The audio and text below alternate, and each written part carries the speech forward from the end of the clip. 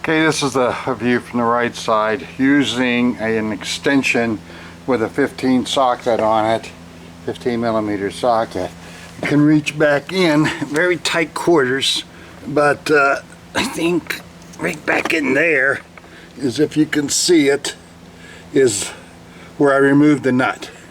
Okay, that's the nut that I removed laying right there.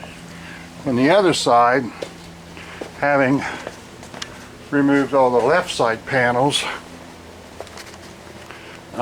you had to use this setup, a 15 with a universal joint on it, a long extension to reach back under here, and there is a nut. I don't think you can see that. Tight quarters, can't really get the camera in there, but it's it's laying back. The nut's in there. It's about half. It's almost all the way out. I did release the air out of the Schrader valve, make sure there's no air in the airbag.